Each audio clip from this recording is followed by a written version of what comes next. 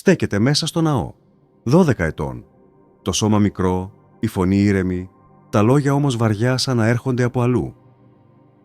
Οι δάσκαλοι της εποχής, άνθρωποι που αφιέρωσαν τη ζωή τους στη γραφή, σιωπούν. Δεν ακούνε ένα παιδί. Ακούνε κατανόηση, όχι αποστήθηση, όχι επανάληψη, αλλά νόημα. Δεν μιλάει σαν μαθητής, μιλάει σαν κάποιος που θυμάται. Οι ερωτήσεις του δεν είναι αθώες, οι απαντήσεις του δεν είναι προσεκτικές. Οι μεγαλύτεροι κοιτάζονται μεταξύ τους, γιατί αυτό που συμβαίνει δεν χωράει σε καμία κανονικότητα. Η σοφία δεν έρχεται συνήθως τόσο νωρίς. Κι όμως εκεί μέσα στο ναό κάτι ανοίγει. Και μετά, μαύρο. Η αφήγηση κόβεται απότομα. Τα κείμενα σωπαίνουν. Οι πηγές εξαφανίζονται. Για 18 ολόκληρα χρόνια, το πιο καθοριστικό πρόσωπο της ανθρώπινης ιστορίας δεν καταγράφεται πουθενά. Δεν υπάρχει περιγραφή. Δεν υπάρχει θαύμα. Δεν υπάρχει δημόσια δράση. Μόνο σιωπή. 18 χρόνια. Χρόνια που κανονικά διαμορφώνουν έναν άνθρωπο. Χρόνια μαθητείας, πόνου, εσωτερικών συγκρούσεων. Χρόνια που καθορίζουν ποιος θα γίνεις όταν εμφανιστείς ξανά στον κόσμο. Και όταν επανεμφανίζεται, δεν είναι πια παιδί. Είναι έτοιμος. Εδώ και μόνο εδώ γεννιέται το πραγματικό ερώτημα. Όχι ως πρόκληση, αλλά ως ανάγκη κατανόησης. Ήταν απλώς ένας ξυλουργός στη Ναζαρέτ που περίμενε τη στιγμή του ή μήπως τα βήματά του έφτασαν εκεί που η Δύση ξέχασε να κοιτάξει. Το 1887, ένας Ρώσος δημοσιογράφος και ταξιδευτής, ονόματι Νικολάι Νοτόβιτς, ξεκινά ένα ταξίδι που δεν είχε σκοπό να αλλάξει τίποτα. Δεν αναζητούσε αποκαλύψεις. Δεν έψαχνε να ανατρέψει θεολογίες. Ήθελε απλώς να δει την Ανατολή. Το ταξίδι τον οδηγεί στα Ιμαλάια, σε μια περιοχή σκληρή απομονωμένη, όπου ο χρόνος μοιάζει να λειτουργεί με άλλους κανόνες. Εκεί, ένα ατύχημα αλλάζει τα πάντα. Πέφτει. Σπάει το πόδι του. Αναγκάζεται να μείνει σε ένα απομονωμένο βουδιστικό μοναστήρι, το Χίμης, για εβδομάδες. Η αναγκαστική ακινησία είναι συχνά πιο επικίνδυνη από την κίνηση, γιατί τότε αρχίζεις να ακούς. Καθώς αναρρώνει, μιλά με τους μοναχούς. Στην αρχή, απλές κουβέντες. Για τα ταξίδια, για την πίστη, για τα παλιά χειρόγραφα που φυλάσσονται εκεί, σε γλώσσες που λίγοι γνωρίζουν και ακόμη λιγότεροι διαβάζουν. Κάποια στιγμή, σχεδόν τυχαία, ακούει ένα όνομα. Ίσα, όχι ως θεότητα, όχι ως μύθο, αλλά ως άνθρωπο. Οι μοναχοί μιλούν για έναν νεαρό από τη Δύση, που έφτασε στην Ινδία αιώνες πριν. Έναν άνθρωπο που εγκατέλειψε την οικογένειά του για να αναζητήσει την αλήθεια. Που έζησε ανάμεσα σε δασκάλους. Που μίλησε για αγάπη χωρίς όρους, για υπέρβαση του εγώ, για απελευθέρωση από τη βία. Ο Νοτόβιτς δεν ενθουσιάζεται. Αντιδρά όπως κάθε σκεπτόμενος άνθρωπος. Ζητά αποδείξεις και τότε του δείχνουν τα χειρόγραφα. Όχι για να τον πείσουν, αλλά γιατί για αυτούς δεν υπήρχε λόγος να κρύψουν κάτι που θεωρούσαν δεδομένο. Σύμφωνα με τα κείμενα, ο Ίσα έφυγε νέος από τη γη του, αναζητώντας σοφία. Μαθήτευσε δίπλα σε βραχμάνους, αλλά συγκρούστηκε μαζί τους όταν μίλησε ενάντια στο σύστημα των καστών. Στάθηκε στο πλευρό των φτωχών, μίλησε για ισότητα, για εσωτερική καθαρότητα, για έναν Θεό που δεν κατοικεί σε ναούς αλλά στον άνθρωπο. Ο Νοτόβιτς επιστρέφει στη Δύση και δημοσιεύει όσα άκουσε και είδε. Και τότε ξεκινάει θύελλα. Δεν συζητούν τα κείμενα. Δεν ελέγχουν τις μεταφράσεις. Δεν ταξιδεύουν να διαπιστώσουν. Απλώς τα απορρίπτουν. Ο λόγος είναι απλός και σκληρός. Αν ο Ιησούς έμαθε, αν αναζήτησε, αν προετοιμάστηκε, τότε η εικόνα του στιγμιαίου θαύματος καταραίει. Κι όμως, όταν κοιτάξει κανείς ψύχραιμα, οι ομοιότητες είναι δύσκολο να αγνοηθούν.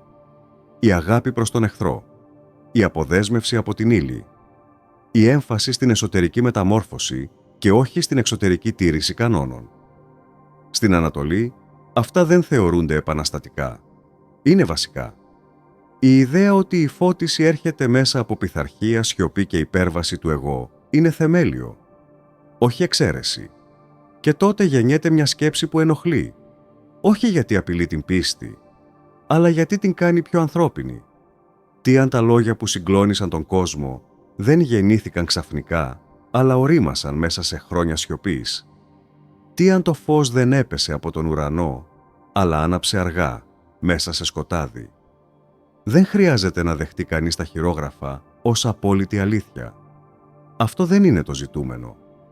Το ζητούμενο είναι κάτι πιο απλό και πιο επικίνδυνο. Να δεχτεί ότι η προετοιμασία προηγείται της αποκάλυψης. Ότι κανένας άνθρωπος δεν εμφανίζεται έτοιμος χωρίς να έχει χαθεί πρώτα. Ότι πριν μιλήσει στον κόσμο, πρέπει να σιωπήσει μέσα του. Και εδώ η αφήγηση δεν τελειώνει, αλλά αλλάζει έδαφος. Γιατί αν δεν περπάτησε προς Ανατολάς, υπάρχει ένα άλλο μέρος που η σιωπή ήταν τρόπος ζωής και η προετοιμασία κανόνας, η έρημος. Αν δεν περπάτησε προς Ανατολάς, τότε περπάτησε προς τα μέσα. Η έρημος δεν είναι απλός τόπος. Είναι διαδικασία. Δεν σου διδάσκει κάτι καινούριο. Σου αφαιρεί ό,τι δεν χρειάζεσαι. Και στον αρχαίο κόσμο υπήρχε μια κοινότητα που είχε κάνει αυτή την αφαίρεση τρόπο ζωής. Οι Εσέοι δεν ζούσαν σε πόλεις. Δεν αναμειγνύονταν με την εξουσία. Δεν ενδιαφέρονταν για δημόσια αναγνώριση.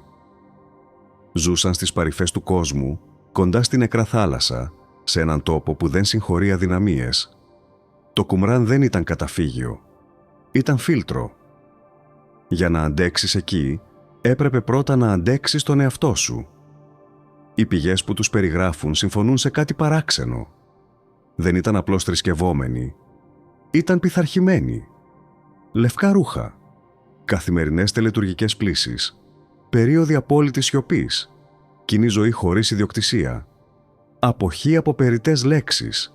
Δεν μιλούσαν εύκολα. Και όταν μιλούσαν, δεν το έκαναν για να πείσουν. Το έκαναν γιατί είχε προηγηθεί προετοιμασία. Σύμφωνα με τις περιγραφές, όποιος ήθελε να ενταχθεί, περνούσε από πολυετή δοκιμασία. Δεν αρκούσε η πρόθεση.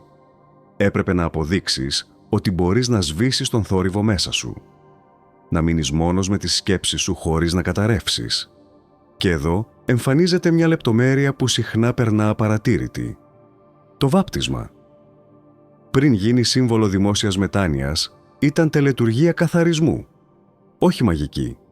Επαναλαμβανόμενη. Καθημερινή. Ένας τρόπος να θυμίζεις στον εαυτό σου ότι η αλλαγή δεν είναι γεγονός. Είναι διαδικασία. Ο Ιωάννης ο Βαπτιστής δεν εμφανίζεται από το πουθενά. Βγαίνει από την έρημο. Μιλάει σαν άνθρωπος που έχει περάσει χρόνια χωρίς ακροατήριο, χωρίς επιβεβαίωση, χωρίς χειροκρότημα. Και όταν εμφανίζεται ο Ιησούς, δεν τον αντιμετωπίζει σαν άγνωστο. Υπάρχει αναγνώριση, όχι ενθουσιασμός, όχι έκπληξη, αλλά κατανόηση, σαν να ξέρει ποιος στέκεται μπροστά του. Αν κοιτάξει κανείς ψύχραιμα, πολλά στοιχεία αρχίζουν να κουμπώνουν χωρίς θόρυβο.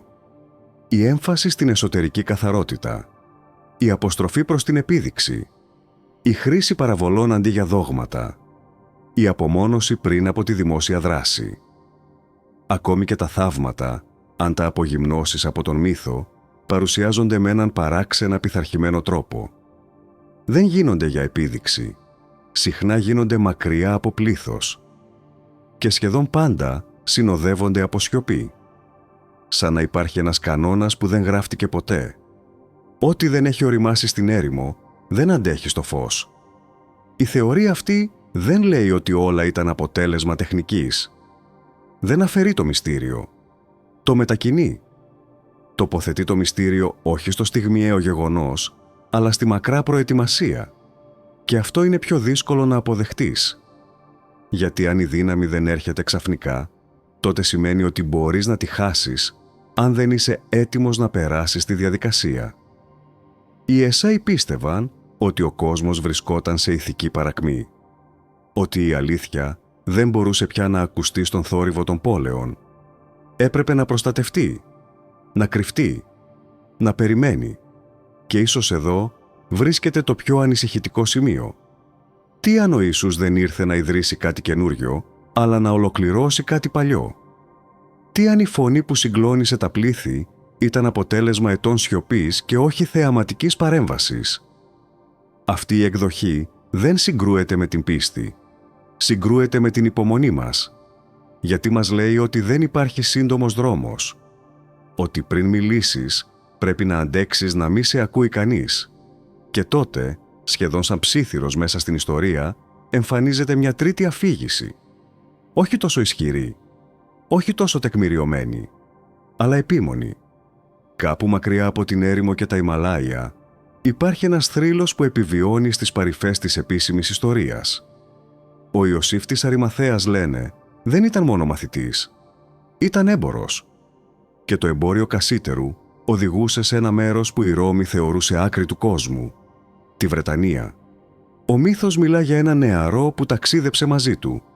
Δεν δίνει λεπτομέρειες, δεν επιμένει, δεν αποδεικνύει, απλώς επιμένει να υπάρχει, σαν ίχνος που δεν θέλει να σβήσει.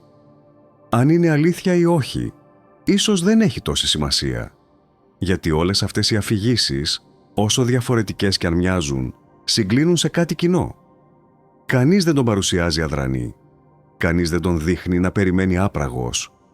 Όλες μιλούν για πορεία, για μαθητεία, για σιωπή, για απομάκρυνση από το κέντρο πριν επιστρέψει σε αυτό.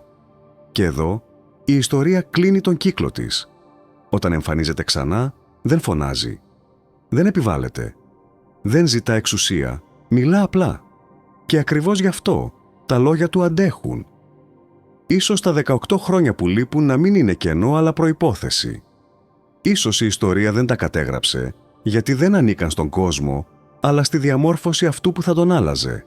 Και ίσως αυτό να είναι το πιο δύσκολο μάθημα για εμάς σήμερα. Ότι πριν μιλήσεις στον κόσμο, πρέπει να ακούσεις την έρημο. Ότι πριν ζητήσεις φως, πρέπει να αντέξεις τη σκιά. Γιατί ό,τι δεν έχει περάσει από σιωπή, δεν έχει βάθος, και ό,τι δεν έχει βάθος, δεν αντέχει στον χρόνο.